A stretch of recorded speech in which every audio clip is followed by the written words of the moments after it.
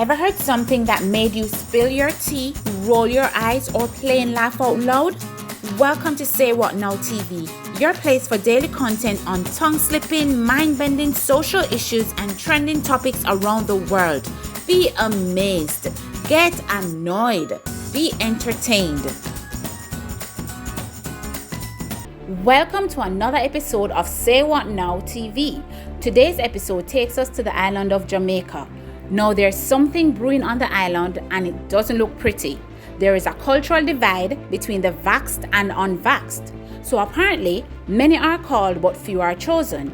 Adhering to the policy of social distancing, sanitizing regularly, and wearing your mask is not enough anymore. In the fight against the pandemic on the island, you are considered one of the chosen ones when you become vaccinated.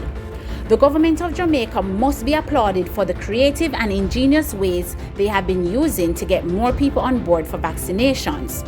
Not so original, but a card was played the other day that worked like a dream. The classic KFC and phone card combo. And the government tried it, and as expected, the turnout was a success. One of the oldest tricks in the book, but if something is known to work, what do you want the government to do? No, we can't overlook the target population. What is the true message? That people in the downtown area are licky, as Jamaicans would call it? A play on the social weaknesses of people is a low blow. It's like a Squid Game where persons would drink poison if asked to so they can get fried chicken because they're hungry, albeit a very tasty piece of chicken. I am guessing the phone credit was to call their family and friends to tell them that Santa came early this year. Comforts provided to persons who came to, according to the theme, come take the joke, included listening to music and watching football game on big screen TV. How hypnotic. In all fairness, no one can say that they were forced to take the joke because all the glittering incentives were optional.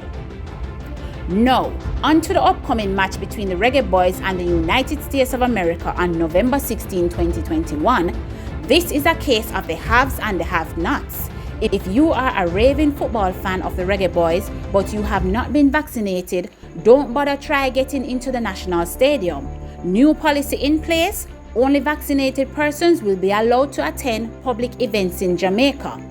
A website is up, and if you're special, you can sign up for a ticket to your dreams where you can go and support the Reggae Boys live.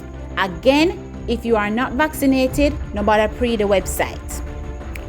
It's not only Black lives that matter anymore. A growing majority of the population is slowly becoming the minority of society and being deprived of access to some privileges that are part of normal society. If you fail to comply, you can stand in the corner and watch.